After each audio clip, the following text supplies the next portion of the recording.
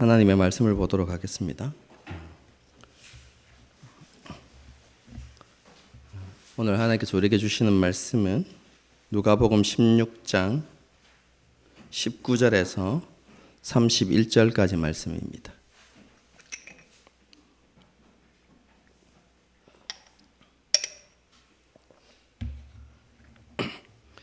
누가복음 16장 19절에서 31절까지 한 절씩 교독하시겠습니다. 제가 먼저 읽습니다. 한 부자가 있어 자색 옷과 고운 베옷을 입고 날마다 호화롭게 즐기더라.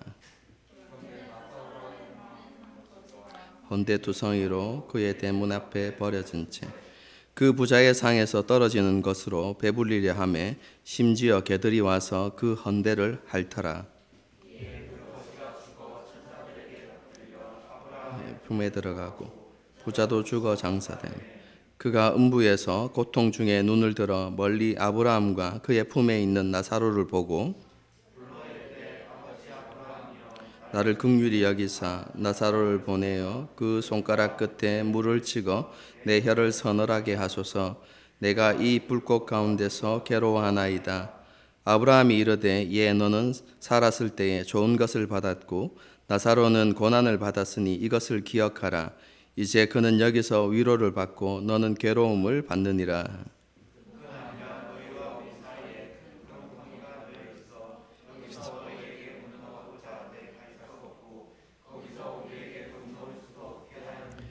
이르되 그러면 아버지여 구하노니 나사로를 내 아버지의 집에 보내소서.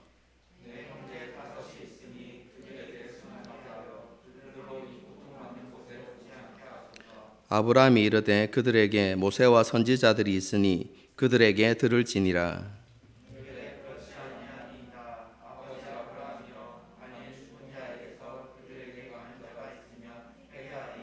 함께 읽습니다. 이르되 모세와 선지자들에게 듣지 아니하면 비록 죽은 자 가운데서 살아난 자가 있을지라도 권함을 받지 아니하리라 하였다 하시니라. 아멘. 우리는 지난 시간 불의한 청지기 비유에 대해서 생각해 보았습니다. 주인에게 큰 손해를 끼치고 옳지 않은 일을 했던 그 청지기를 주인이 칭찬한 것은 그가 행했던 옳지 않은 일을 칭찬한 것이 아니라 꾀를 내어서 자기의 미래를 대비한 그것에 대해서 감탄한 것이다. 제가 이렇게 지난 시간에 설명을 드렸습니다. 예수님께서는 이 비유를 통해서 바리새인들과 서기관들을 포함한 그때 예수님의 말씀을 듣고 있었던 많은 유대인들에게 그들의 어리석음과 잘못을 지적하신 것입니다. 세상 사람들은 비록 이 땅의 삶을 전부라고 여기면서 살지만 재물을 가지고 미래를 준비하는 지혜가 있다는 것입니다. 하지만 이 땅의 삶이 전부가 아니라는 것을 분명히 알고 이 세상에 마지막이 있고 그 마지막 날에 하나님의 심판이 있다는 것을 알고 있는 빛의 아들들은 하나님께서 주신 그 재물을 가지고 영원한 삶을 준비하지 못하고 있다라고 이렇게 예수님께서 말씀하신 것입니다. 다르게 이야기하면 빛의 아들들은 하나님께서 주신 그 재물을 하나님 보시기에 합당하게 사용함으로 하나님 나라에서의 영원한 삶을 준비해야 한다는 것이죠. 그러면서 예수님께서 하신 말씀이 무엇입니까? 그 불의한 재물을 가지고 하나님의 나라를 세우고 그리고 가난하고 소외되어진 사람들을 돌보고 구제함을 통해서 너희가 영원한 미래를 준비해야 한다라는 것을 말씀해 주셨던 것이죠. 다르게 표현하면 재물을 통해서 그 재물을 올바르게 사용함을 통해서 하나님이 우리의 구원자이시고 그리고 우리의 주인이 되심을 날마다 고백하는 그런 삶을 살아야 한다는 것을 예수님께서 말씀해 주셨던 것이죠. 재물을 하나님의 자리에 두는 그런 어리석은 삶을 살지 말아야 한다는 것입니다. 그럼 조금 더 넓게 적용하면요, 정욕과 탐심을 따라서 우리의 삶을 낭비해서는 안 된다라는 것을 말씀해 주신 것이죠.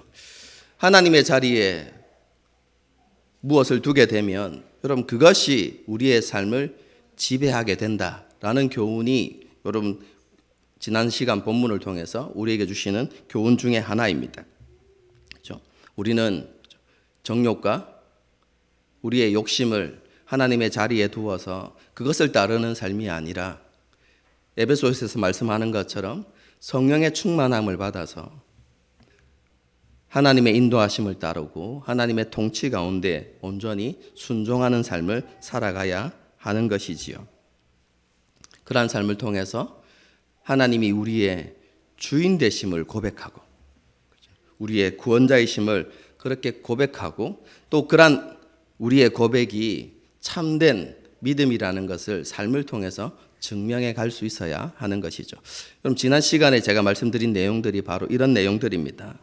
오늘은 이어서 부자와 거지 나사로의 비유에 대해서 한번 생각해 보도록 하겠습니다. 한 부자가 있었습니다. 그 부자는 진짜 부자들만이 입을 수 있는 자색 옷을 입었다 이렇게 표현합니다. 정말로 값비싼 옷입니다. 자색 옷은 그 당시 일반 서민들은 입을 수 없는 정말로 최고급 옷을 입었다 이렇게 생각하시면 되겠습니다. 그리고 또 무엇을 입었죠? 고운 베옷, 최고의 속옷이다 이렇게 생각하시면 되겠습니다. 여러분 이 사람이 어떤 삶을 살았습니까? 오늘날로 이야기하면요, 속옷부터 겉옷 그리고 가방과 액세서리 이 모든 것을 명품으로 다 도배하고 살았다 이렇게 보시면 되겠습니다. 여러분 그런데 그것뿐만 아니라 한 가지가 더 있죠. 뭡니까? 날마다 호화롭게 즐기더라 이렇게 되어 있는데 날마다 호화로운 잔치를 즐기는 삶을 살았다라고 이렇게 이야기합니다. 여러분 이러한 부자의 모습을 볼 때 그가 어떤 사람이라는 것이 드러나죠. 자신의 부를 드러내고 자랑하기를 좋아하는 사람, 그리고 자기의 만족을 위해서라면 무엇이든지 하는 사람. 여러분 그 사람이 바로 부자다. 오늘 비유에 나타나는 그 부자다라고 이렇게 생각하시면 되겠습니다. 여러분 그런데 이 부잣집 대문 밖에 그렇죠? 줄이고 천대받는 그렇죠? 거지가 있었죠. 여러분 그 거지의 이름이 뭡니까? 나사로입니다. 여러분 그런데 이 나사로라는 이름을 우리가 주목해 볼 필요가 있습니다. 왜냐하면 여러분 예수님의 다른 비유들을 한번 다 이렇게 생각해 보십시오. 등장하는 인물에 이름이 없습니다. 주인이, 종이, 부자가, 진주장사가 이렇게 이야기는 하지만 한 번도 여러분 등장인물의 이름이 여러분 소개되지 않습니다. 오직 유일한 한 곳, 이곳, 그렇죠? 여기에만 그렇죠? 등장하는 인물의 이름이 언급되고 있는 것이죠. 여러분 그렇다면 이 이름에 특별한 의미가 부여된다. 이 정도는 우리가 알 수 있겠죠, 그렇죠? 그 의미가 무엇인지는 설교 마지막 부분에 제가 다시 한번 다루도록 하겠습니다. 특별한 의미가 있는 이 나사로라는 이름의 뜻이 무엇이냐면 하나님께서 도우신다 혹은 하나님께서 도우셨다라는 뜻입니다. 이런 이름을 가진 나사로는 어떤 모습입니까? 아파서 스스로 움직일 수도 없고 돌봐줄 사람도 없는 그런 사람입니다. 여러분 그래서 친구였든지 아니면 동네 사람이었든지 알 수는 없지만 그죠? 어떤 사람들이 이 나사로를 침상에 이렇게 눕혀서 들고 와서 항상 어디에 두었냐면 이 부잣집 대문 앞에 두었던 것입니다. 여러분 중동 문화를 보게 되어지면요, 이렇게 사람이 많이 드나드는 곳에 이렇게 거지들이 앉아서 구걸을 하는. 왜냐하면 중동 문화는 이 구제를 굉장히 중요하는 그런 문화이기 때문에 그런데요. 그래서 주일이 되어지면요. 오늘날에도 그렇습니다. 주일이 되어지면 이 거지들이 어디에 많이 모이냐면 교회 앞에. 그럼 토요일이 되어지면 어디에 많이 모이는 줄 아십니까? 이슬람 사원에. 그곳에 드나드는 사람들에게 이렇게 구걸을 하는 것이죠. 여러분, 그래서 여러분 왜 이 나사로를 그 부잣집 문 앞에 두었겠습니까? 날마다 호화롭게 잔치를 했기 때문에 그곳에 잔치에 참여하는, 여러분 그 집에 드나드는 사람들이 많았던 것이죠. 여러분, 그러면서 그들을 통해서 그죠? 이 나사로가 조금 도움을 받기를, 그죠? 그 사람들이 이 나사로에게 도움을 주기를 원하는 그런 기대를 가지고 사람들이, 그죠? 나사로를 침상에 눕혀서 그 집 대문 앞에 이렇게 두었던 것이죠. 나사로는 부잣집 대문 밖에서 침상에 누운 채 부자의 식탁에서 떨어지는 음식으로 배를 채우려고 했다, 이렇게 말하고 있습니다. 이것은 부자가 남은 음식이나 상에서 떨어진 음식이라도 이렇게 나눠주길 그가 바라고 있었다, 이렇게 이야기하는 것이거든요. 그런데 그의 기대는 채워지지 않았습니다. 여러분, 주인이 그 음식을 어디에 주었습니까? 개들에게 준 것입니다. 여러분, 이게 중동 문화입니다. 그렇죠? 그래서 남은 음식 찌꺼기 이렇게 이야기하면 중동 사람들은 바로 무엇을 떠올리냐면 개들을 떠올리는 것이죠. 그래서 그 음식을 누구에게 주었습니까? 개들에게 주었고. 그래서 나사로는 배를 채울 수 없었던 것이죠. 그렇죠? 그런데다가 여러분, 이렇게 부자로부터 멸시와 천대를 받을 뿐만 아니라 그는 개들에게까지, 그렇죠? 무시를 당했다, 모멸을 당했다라고 이렇게 본문이 기록하고 있습니다. 그렇죠? 오늘 본문 말씀에는 개들이 그 헌대를 핥았다, 이렇게 표현하고 있죠. 여러분, 그런 삶을 살다가 이제 시간이 흘러서 부자도 죽고 나사로도 죽었습니다. 그런데 나사로는 어디로 갔습니까? 아브라함의 품에 갔습니다. 여러분, 이게 도대체 무슨 장면인가 이렇게 생각하시겠지만, 여러분, 이것은 어떤 의미냐면요, 큰 만찬, 잔치가 벌어지는 그곳에 아브라함이, 그죠? 그 만찬을 즐기는 그 자리 오른쪽에, 영광스러운 그 자리에 나사로가 앉아서 그 잔치에 참여하고 있었다라는 의미입니다. 그리고 그 잔치는 무엇을 의미하냐면 하나님의 나라를 상징합니다. 예수님의 많은 비유들, 그죠? 하나님의 나라를 뭘로 비유합니까? 주인이 잔치를 배설하고 이렇게 이야기하죠. 그래서 그곳은 하나님의 나라를 상징한다, 이렇게 보시면 되겠습니다. 큰 잔치가 벌어지는데 아브라함이 앉아 있고, 그죠? 그 옆에 오른쪽에 누가 앉아 있다고요? 나사로가 앉아 있는 것이죠. 여러분, 그런데 왜 아브라함의 품에 안겼다라고 이야기합니까? 여러분, 그것은 그 당시 식사 문화입니다. 여러분, 그 당시 유대인들이 식사할 때 어떤 자세로 밥을 먹었습니까? 여러분, 이렇게 왼쪽으로 비스듬히 누워서, 여러분, 비스듬히 누워서 오른손으로 음식을 먹었거든요.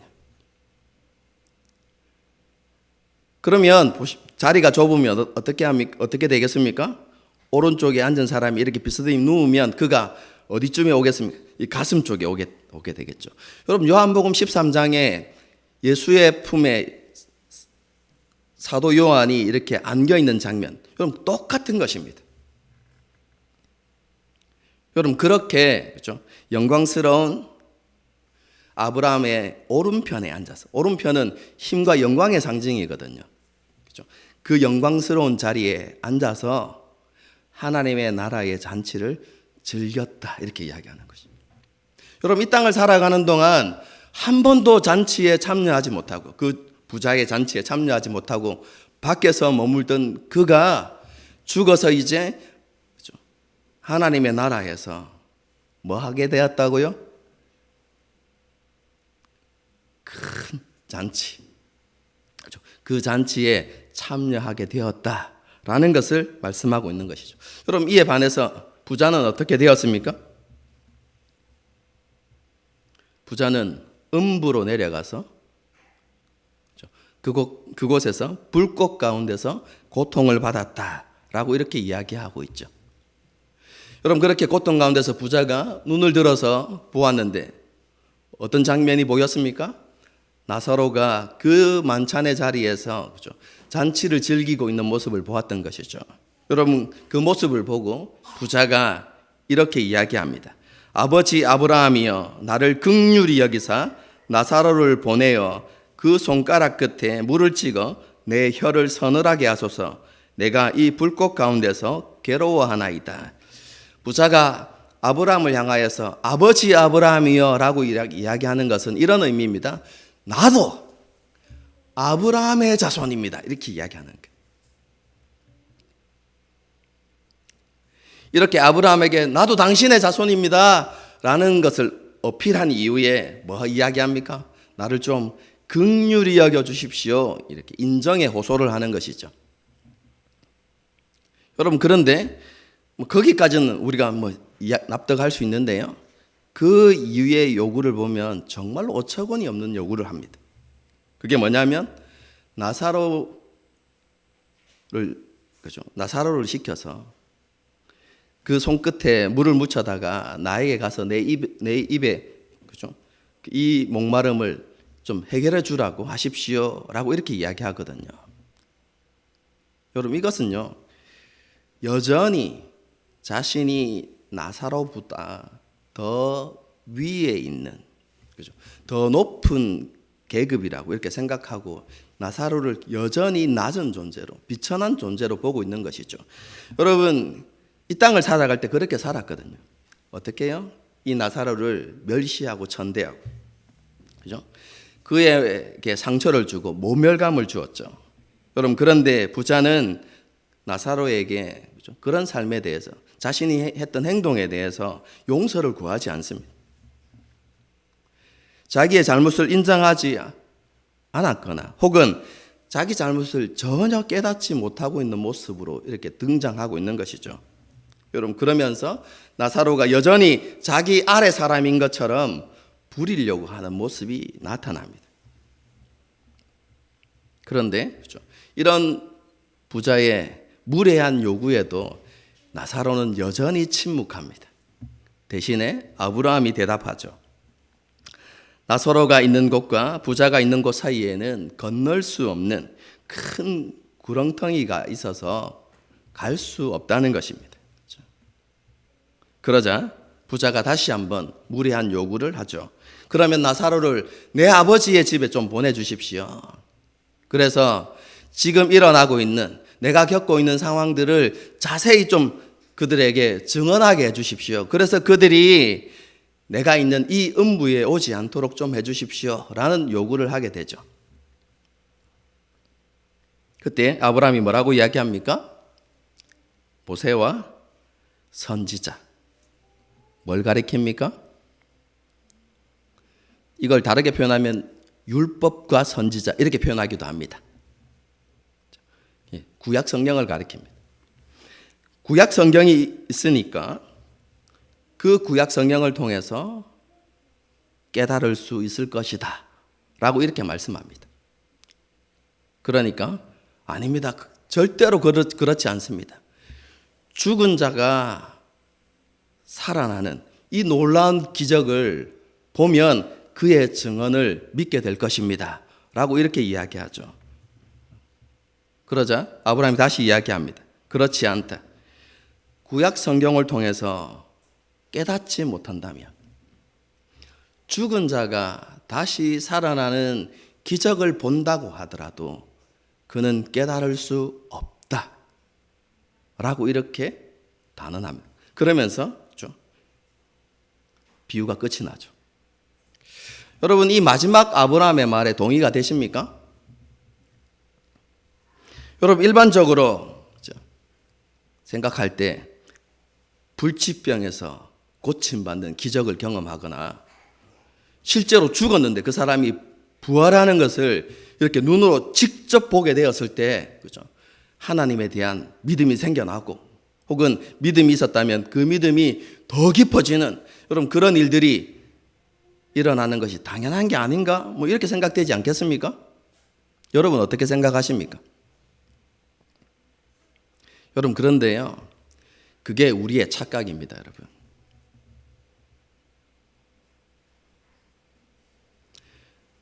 성경을 보게 되어지면요, 예수님께서 귀신을 쫓아내시고 많은 병자들을 고치시고 죽은 자를 살리기까지 하셨을 때, 여러분, 그것을 보았던 모든 사람들이 예수님을 온전히 믿었습니까? 여러분, 그렇지 않습니다. 여러분, 오늘 본문과 정확하게 이렇게 일치되어지는 사건이 하나가 있는데요, 그 사건의 주인공의 이름도 나사로입니다.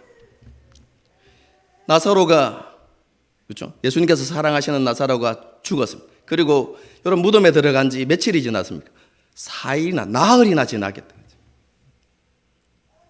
그런데 예수님께서, 그죠, 가셔서 어떻게 하셨습니까? 나사로야 나오너라 말씀 한마디로, 그죠, 죽은 나사로를 살리셨습니다. 여러분, 많은 사람들이 보았습니다. 바리새인들도 보았고, 여러분, 그곳에 있었던 제사장들도 보았습니다. 여러분, 그러면 어떻게 해야 됩니까? 와, 우리가 예수님을 제대로 믿어야 되겠구나. 여러분, 이렇게 여러분 결론이 나와야 되는데, 성경이 뭐라고 기록하고 있는 줄 아십니까? 대제사장과 바리새인들이 예수님을 반드시 죽여야 되겠다고 결심했다, 이렇게 나오고 있습니다. 그리고 한 걸음 더 나가서 이 나사로 때문에 예수님께 몰려드는 사람들이 많으니까 나사로까지 죽여야 되겠다라고 모의했다. 여러분, 성경이 이야기하고 있는 바가 바로 그렇습니다. 죽은 자가 살아나는 기적을 보았음에도, 여러분, 그 기적이 온전한 믿음으로 이어지는 것은 아니다라는 사실을 알아야 하는 것이죠.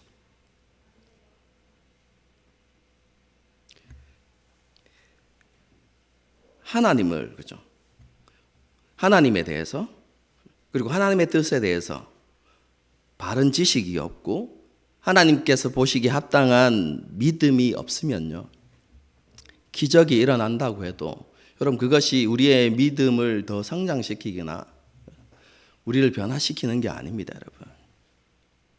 오히려 잘못된 방향으로 나아가는 위험성이 생겨날 수도 있는 것이죠.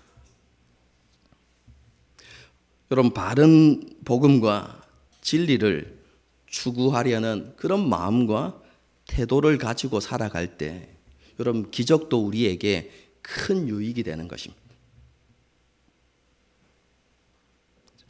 그 기적이, 그렇죠, 하나님을 더 바라보게 만들고, 그리고 하나님의 전능하심, 하나님의 살아계심에 대한 확신을 더 심어주게 되는 것이죠.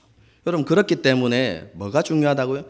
기적을 체험하느냐 체험하지 않느냐, 그게 아니라 내가 지금 살아가는 오늘날 나의 삶의 자리에서 정말로 하나님을 온전히 섬기고, 그렇죠, 그리고 그 하나님을 알아가고자 하는 그런 마음과 태도가 우리 가운데 있는가? 여러분, 그것이 더 중요하다는 것이죠. 여러분, 그런 바른 신앙의 자세를 가지고 있으면 하나님께서 기적뿐만 아니라 다른 모든 것들을 통해서 우리에게 선을 이루어 가신다는 것을 우리는 경험하게 되는 것입니다.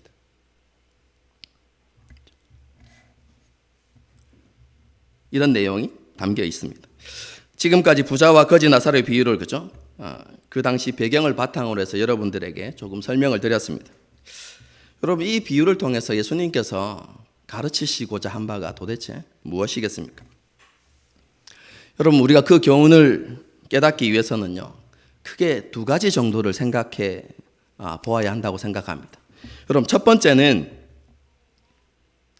왜 부자는 아브라함의 품에 안기지 못하고 음부에 내려가게 되었을까? 여러분, 이유가 무엇일까요? 여러분, 이 비유는요, 부자는 지옥에 가고 거지는 천국에 간다라는 것을 가르치는 비유가 아닙니다, 여러분. 청빈의 삶을 지나치게 강조하면서, 그렇죠? 돈을 부정한 것으로 보는 사람들이 인용하는 성경 구절 중에 하나가 이겁니다, 여러분. 그런데 그것은 아닙니다, 여러분. 잘못된 이해입니다. 다시 물어보겠습니다. 부자는 왜 아브라함의 품에 안기지 못하고 음부에 내려가서 고통을 받았을까요? 여러분, 이 질문에 대한 대답은요, 31절에 있습니다. 제가 읽어드리겠습니다. 이르되 모세와 선지자들에게 듣지 아니하면 비록 죽은 자 가운데서 살아난 자가 있을지라도 권함을 받지 아니하리라 하였다 하시니라. 그럼 25절에 나와 있는 것처럼 부자는 하나님으로부터 좋은 것을 받았습니다. 아브라함의 후손이라는 그런 신분을 물려받았죠. 뿐만 아니라 하나님의 율법을 선물로 받았습니다. 또한 그에게는 하나님께서 선물로 주신 엄청난 부가 있었죠. 여러분, 이런 하나님으로부터 많은 것을 받은 부자에게 있어야 하는 모습이 무엇입니까? 여러분, 그것은 율법을 통해서 하나님 주신 그 말씀을 통해서 하나님께서 구원자이시고 하나님이 주인이시라는 것을 깨달을 수 있어야만 했습니다. 자기가 받은 그 모든 것이 하나님께로부터 왔고 하나님이 주신 선물이라는 것을 그는 깨달아야 했던 것이죠. 그래서 그러한 진리를 깨닫고 하나님께서 말씀하신 삶의 원리를 따라서 고아와 과부를 돌아보는, 나그네를 돌아보고 경제적이고 사회적 약자들을 구제하는 여러분 그런 삶을 살아야 했던 것이죠. 여러분, 그런데 부자는 하나님의 말씀에 귀를 기울이지 않았던 것입니다. 부자의 관심은 어디에 있었다고요? 자신의 부를 드러내고 자기 만족을 추구하는 삶에 빠져 있었던 것이죠.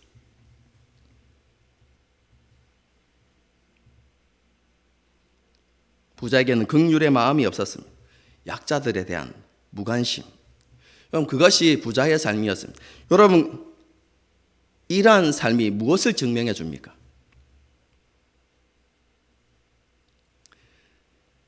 여러분, 이 비유에도 믿음에 대한 진리가 함께 선포됩니다.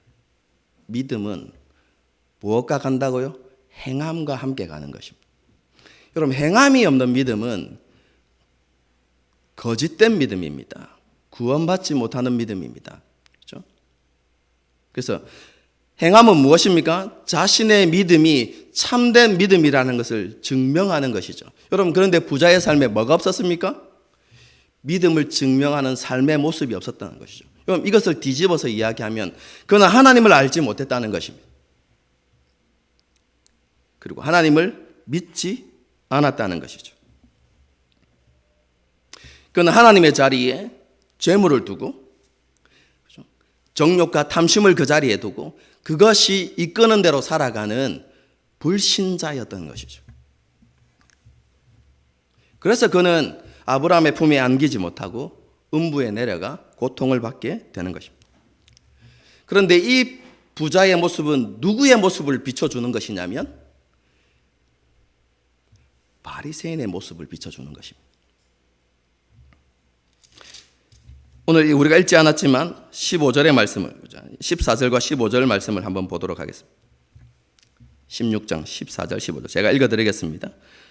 바리새인은 돈을 좋아하는 자들이라 이 모든 것을 듣고 비웃거늘 예수께서 이르시되 너희는 사람 앞에서 스스로 옳다 하는 자들이나 너희 마음을 하나님께서 아시나니 사람 중에 높임을 받는 그것은 하나님 앞에 미움을 받는 것이니라. 여러분, 이 말씀을 통해서 예수님께서 이 바리새인들의 불신앙, 하나님께서 기뻐하시지 않는 모습들을 적나라하게 드러내시는 것이죠. 무엇입니까? 그들은 하나님보다 돈을 더 사랑하고 있었다는 것입니다. 그것뿐만 아니라 스스로를 의롭게 여길 뿐만 아니라 그 의로움을 사람들에게 드러내어서 뭐하기 좋아하는 사람들이라고요? 칭찬받고 인정받고 높임받는 것을 좋아하는 사람들이다. 예수님께서 그렇게 말씀하시는 것이죠. 여러분, 바리새인들도 무엇을 가지고 있었습니까? 아브라함의 자손이라는 신분을 가지고 있었죠. 그리고 율법을 가지고 있었습니다. 그뿐만 아니라 그들은 항상 율법을 외우고 연구하던 사람이었습니다. 여러분, 그럼에도 불구하고 그들은 율법을 통해서 하나님이 누구이신지를 정확하게 알지 못했던 것입니다. 하나님의 뜻이 무엇인지를 깨닫지 못했던 것이죠.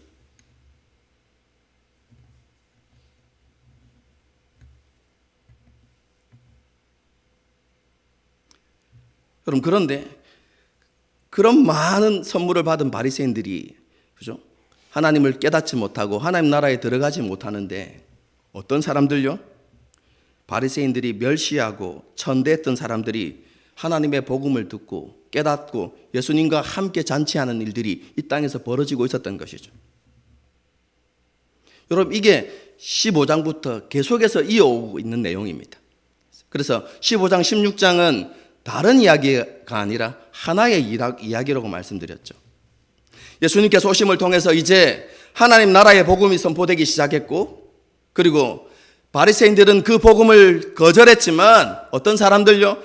그 바리새인들이 멸시하고 천대했던 세리와 죄인들, 여러분, 그들이 하나님 나라의 복음을 받아들이고 그들이 하나님 나라에 들어오기 시작했다는 것입니다. 그러면서 예수님께서 무엇을 말씀하십니까? 더 많은 세리와 죄인들이 하나님의 나라의 복음을 듣고 하나님 나라에 들어오게 될 것이다. 그들이 침투하게 될 것이다. 라고 예수님께서 그렇게 말씀하시는 것이죠. 그런데 그렇게 된다고 할지라도 하나님 나라의 율법은 1.1획도 폐하여지지 않을 것이다. 라고 이렇게 말씀합니다. 그럼 예수 그리스도 안에서 그렇죠? 우리가 은혜 아래서 살아가는 사람이 되었다고 해서 율법이 우리에게 아무런 의미가 없는가? 여러분, 그렇지 않습니다. 율법은 천국에 가서도 존재합니다, 여러분. 그런데 구약에 기록되어진 문자 그대로의 율법이 아니라 예수 그리스도의 복음 안에서 더 분명해지고 더 완전해진 율법.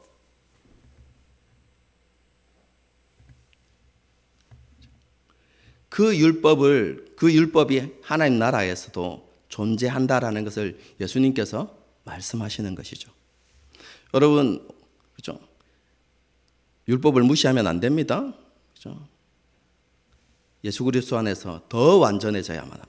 더 완전하게 그 율법에 담긴 참된 의미, 그리고 그 율법을 통해서 하나님께서 원하시는 바가 무엇인지를 분명하게 깨닫고 여러분, 그것을 온전히 지키는 모습이 우리 가운데 있어야 한다는 것이죠.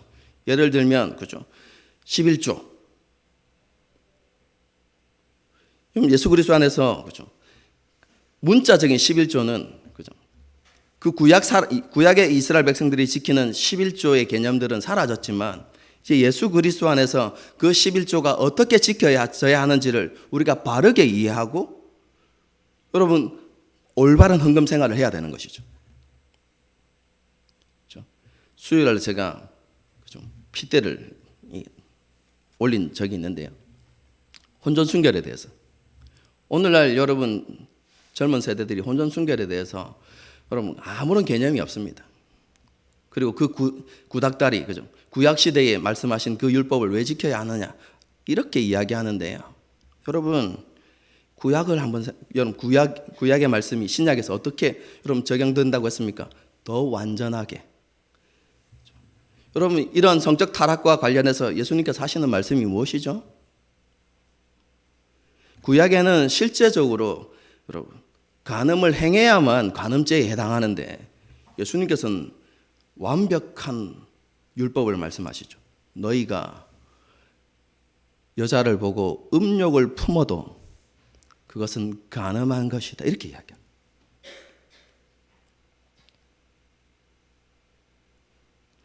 여러분, 그럼 혼전 순결의 문제들도 더 온전하게 완전하게 지켜야 하는 것이 여러분 합당한 것입니다. 여러분.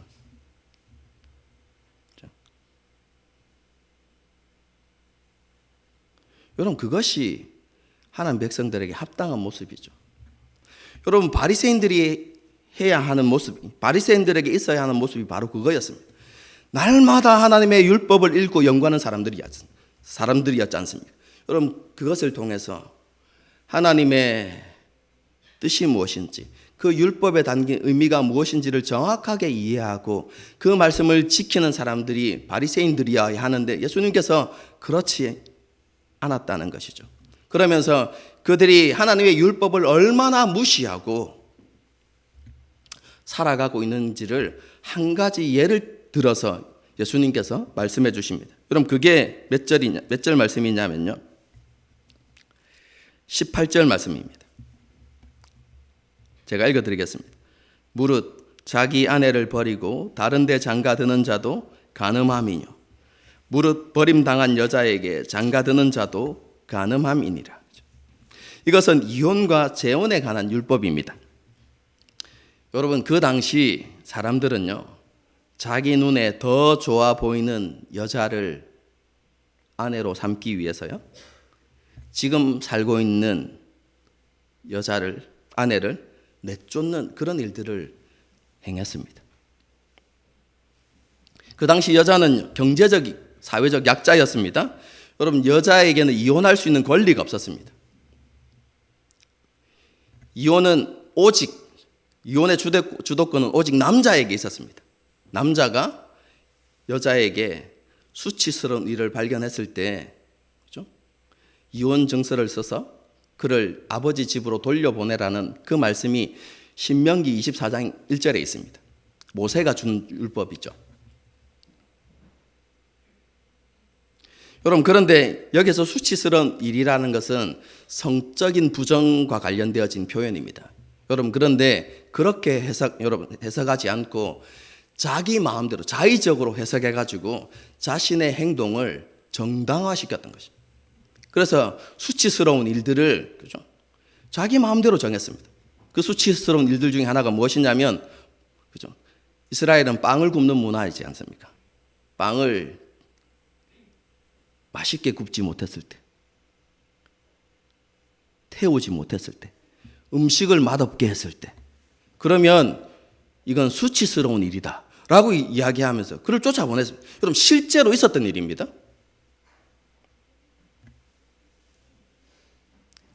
그릇을 깨뜨렸다든지 수치스럽다 이렇게 생각하면서 이야기하면서 이혼 정서를 써서 내보내는 거죠. 여러분, 그러면서 바리새인들이 죄책감을 느꼈겠습니까? 그 당시 사람들이, 이 남자들이? 아니요. 자신들은 뭘 따라 행한 것입니까? 신명기 24장 1절의 말씀을 따라서 나는 그렇게 행한 것뿐이다, 나는 율법을 지켰을 뿐이다 라고 이야기하면서 자신의 행동을 어떻게 해요? 합리화하고 정당화하고 있었던 것이죠. 예수님께서는 이런 이혼과 재혼에 관한 율법을 가지고 바리새인들이 하나님의 율법을 무시할 뿐만 아니라, 멸시할 뿐만 아니라, 그렇죠? 하나님의 율법에 온전히 순종하지 않고 있다고 그렇게 지적하고 계신 것이죠. 하나님을 향한 온전한 믿음이 없다는 것을 분명하게 말씀하신 것입니다. 여러분, 이러한 불신앙의 모습이 어떻게 나타나고 있습니까? 예수님께서 수많은 율법 중에 왜 하필이면, 그렇죠? 이 이혼과 재혼의 율법을 가지고 그들에게 설명하셨을까요? 이것은 15장, 16장에서 계속 이어오고 있는 사건과 관련되어 있습니다. 바리새인과 서기관들이 누구를 멸시하고 천대했습니까? 약자들. 사회적, 경제적인 약자들을 멸시하고 천대했던 그 모습이 어떤 모습이라는 것입니까? 하나님의 율법을 무시하는 것이고 하나님을 믿지 않는 행위다라고 예수님께서 지적하고 계신 것이죠. 물론 제가 지난 시간에도 말씀드렸습니다. 바리새인들도 율법이 명하기 때문에 구제의 삶을 살아갔습니다. 여러분, 그런데 이 구제에 그들은 한계를 두었습니다. 자기 이웃에 해당한다고 생각하는 사람들, 여러분, 그런 사람들에게는 구제를 베풀었어요. 하지만 자기의 기준에 이웃이 되지 않는다고 생각했던 사람들, 어떤 사람들입니까? 세리와 죄인들.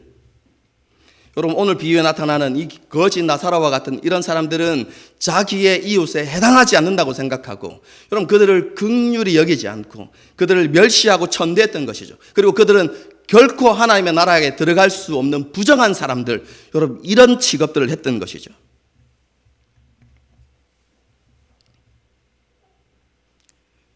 예수님께서 그런 바리새인들의 믿음 없음과 불신앙의 모습을, 부자의 모습을 통해서 드러내시면서 그런 사람들은 뭐 할 수 없다고요? 하나님 나라에 들어갈 수 없다라고 분명하게 가르치고 계신 것이죠. 그럼 이것이 첫 번째 생각해 볼 내용이고요. 그럼 두 번째로, 그러면 나사로는 왜 아브라함의 품에 안기게 되었을까요? 여러분, 어떻게 생각하십니까? 여러분, 이것에 대한 대답은 나사로라는 이름에 있습니다. 여러분, 나사로가 무슨 뜻이라고 했습니까?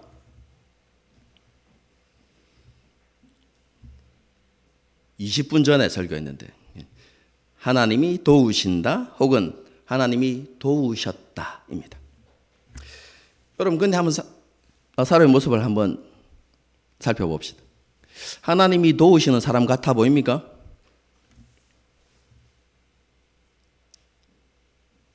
너무 아파서 혼자 움직일 수 없는,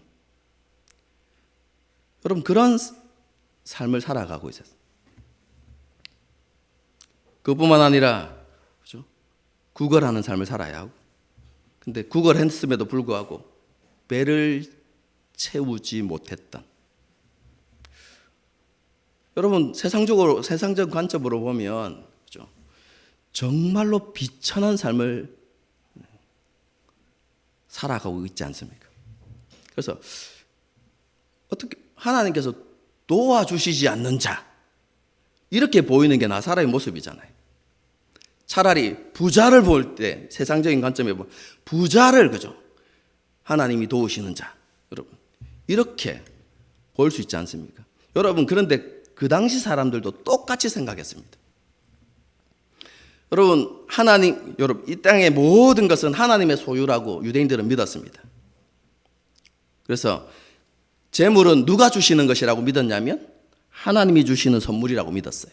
하나님이 주시는 복이라고 믿었어요. 여러분, 그런 관점에서 보면 누가 하나님께서 도우시는 자입니까? 부자죠. 그리고 나사로는 뭡니까? 하나님이 천대하시는 자, 멸시하는 자. 여러분, 너무나 모순적으로 보이죠, 그죠? 여러분, 이 상황을 어떻게 이해해야 될까요? 여러분, 이 말씀을 풀어가는 열쇠가 누가복음 6장 20절입니다. 여러분, 이 말씀은요, 이 누가복음 6장 20절의 말씀은 누가복음 전체에 흐르는 중요한 주제 중에 하나입니다. 제가 말씀을 읽어드리겠습니다. 예수께서 눈을 들어 제자들을 보시고 이르되 너희 가난한 자는 복이 있나니 하나님의 나라가 너희 것이니라. 여러분, 여기에서 누가복음에서 이야기하는 너희 가난한 자 할 때 이 가난은요, 마태복음 5장에서 이야기하는 심령이 가난한 그런 의미가 아닙니다, 여러분. 이거는 실제적으로 여러분 경제적으로 가난한 사람을 이야기하는 것인데요, 여기서 말하는 가난은 상대적인 빈곤을 이야기하는 것이 아니라 나사로와 같은 절대적인 빈곤을 가진 사람들을 이야기합니다. 그런데 누가복음에서 뭐라고 이야기합니까? 그런 사람들은 복이 있나니 왜요? 하나님의 나라가 그들의 것이기 때문이다. 이렇게 이야기합니다. 왜 이런 결론이 나옵니까? 여러분 누가복음을 읽어보면 이렇습니다. 여러분 절대적 가난의 상황에 놓여 있는 사람들, 이 사람들은 어떤 사람들입니까? 가진 것이 아무것도 없고 의지할 수 있는 것이 없는 사람들. 여러분 그래서 오직 하나님께만 소망을 두는 사람들, 오직 하나님만을 의지할 수밖에 없는 사람들을 가리킬 때 이런 가난을 이야기하는 것입니다. 나사로라는 이름이 그런 의미입니다. 그에게 하나님만이 유일한 도움이시다. 하나님만이 그에게 유일한 소망이시다. 여러분 그런 믿음을 가지고 살아갔던 사람들을 대표하는 인물이 나사로인 것이죠.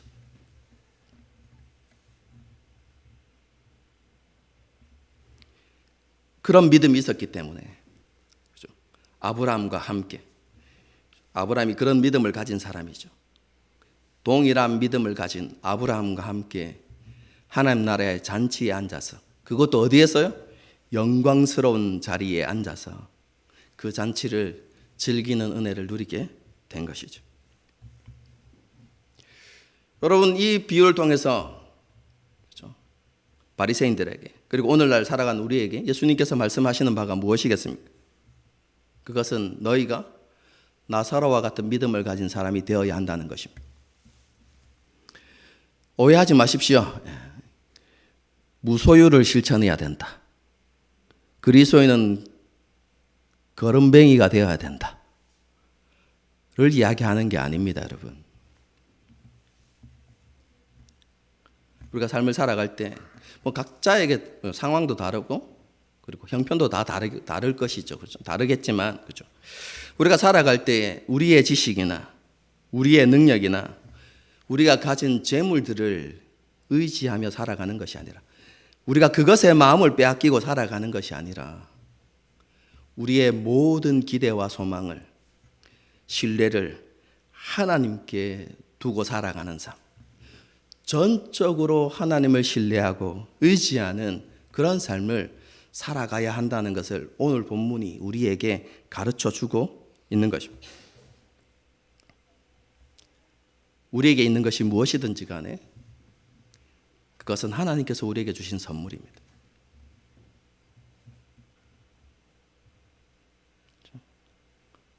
똑똑한 사람은 자신의 똑똑함을 자랑하지 말아야만 합니다. 왜냐하면 하나님이 주신 선물이기 때문입니다. 많이 가진 사람들, 많은 것을 자랑하지 말아야만 합니다. 하나님이 주신 선물이기 때문입니다. 우리가 결코 잊어서는 안 되는 사실입니다. 우리의 모든 것은 하나님이 우리에게 은혜로 주신 선물이라는 사실.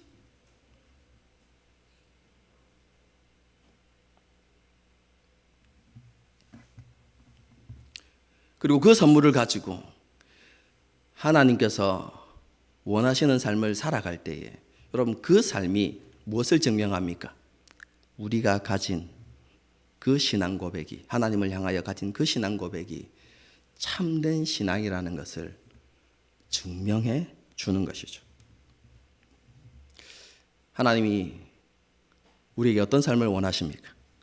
그것은 하나님께서 우리에게 주신 것을 흘려보내는 삶입니다. 나누고 베풀며 살아가는 삶을 하나님께서 원하시는 것이죠. 그럼 이것을 다르게 표현할 수도 있습니다. 그게 무엇입니까? 우리에게 주신 것을 통해서 다른 사람들을 부욕해 하는 삶을 살아가야 하는 것이죠. 여러분 예수님께서 지금 예루살렘으로 올라가신 이유가 무엇입니까? 잊으신 거 아니죠? 지금 예루살렘으로 지금 올라가는 도중에 여러분 생겨난 일들을 지금 이야기하는 것입니다. 마지막 공생의 마지막 해에 예수님께서 십자가를 지기 위해서 지금 예루살렘으로 올라가시는 이 마지막 여정에서 일어나고 있는 일들입니다. 예수님께서 왜 지금 예루살렘으로 올라가고 계십니까? 예수님께서 예루살렘으로 올라가시는 이유는 종려나무 가지를 든 많은 사람들의 환영을 받기 위해서가 아닙니다. 예수님께서 예루살렘으로 올라가신 이유는 하나님의 뜻인 십자가를 지기 위해서 예수님께서 예루살렘으로 올라가시는 거죠. 여러분, 이런 예수님의 모습을 사도 바울이 고린도후서 8장에서 이렇게 이야기합니다. 우리 주 예수 그리스도의 은혜를 너희가 알거니와 부요하신 이로서 너희를 위하여 가난하게 되심은 그의 가난함으로 말미암아 너희를 부요하게 하려 함이라. 예수님은 근본 하나님의 본체이셨습니다. 그 말은 모든 피조물로부터 영광과 존귀를 받으시기에 합당한 하나님이셨다라고 이야기합니다. 여러분, 그런데 그 모든 것을 버리시고 내어놓으시고 종의 모습으로 이 땅에 오셨다라고 말씀합니다. 그렇게 하신 이유가 무엇입니까? 예수님께서 그렇게 가난하게 되신 이유가 무엇입니까? 십자가에서 자신의 생명까지 내어주시고, 그죠? 자신의 모든 것을 내어주신 이유가 무엇입니까? 여러분, 그것은 우리로 하여금 부요하게 하기 위해서입니다.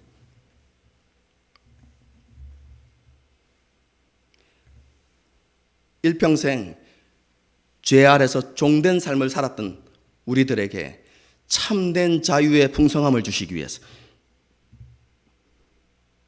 허물과 죄로 죽었던 우리에게 영원한 하나님의 생명을 우리에게 주시기 위해서, 그 생명의 풍성한 삶을 주시기 위해서 예수님께서 가난하게 되신 것입니다.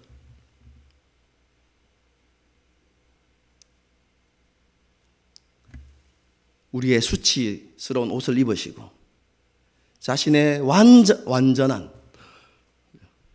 흠이 없는 완전 무결한 의의 옷을 우리 가운데 입혀주시기 위해서 예수님께서 가난하게 되셨던 것이죠.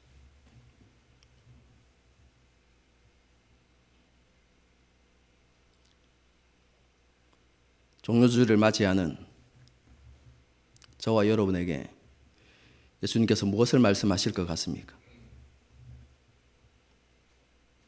너희도 그런 사람이 되어야 한다는 것입니다. 너희도 다른 사람들을 부욕해 하는 사람들이 되어야 한다는 것이죠. 우리의 관심이 가난한 사람들. 여기서 가난한 사람들은 그냥 경제적, 사회적 가난뿐만 아니라 영적 가난함도 여러분 포함되어지는 것입니다. 하나님을 몰라서 하나님의 진노와 심판을 향해서 달려가는, 그들을 불쌍히 여기고 그들을 부욕해 하고자 하는 마음, 그들을 구원하고자 하는 마음들이 우리 가운데 있어야 하고, 함께 신앙생활하는 성도들 가운데 지쳐있고 영적으로 다운되어 있는, 영적인 침체 가운데 있는 사람들이 있다면 그들의 회복에 관심을 가져야 하고,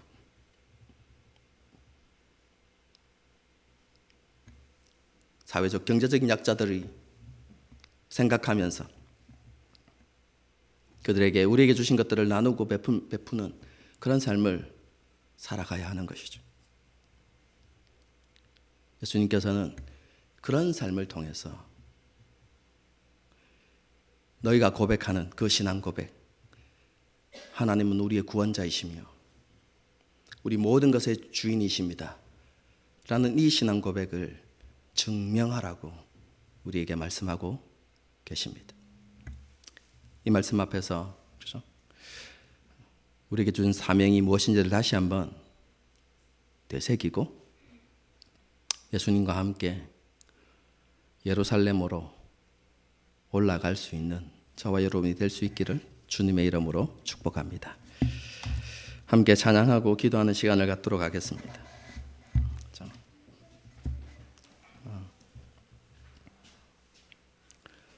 사망의 그늘에 앉아 라는 찬양인데 제가 마지막에 말씀드렸던 그 내용들이 이렇게 포함되어져 있습니다. 정말로 하나님,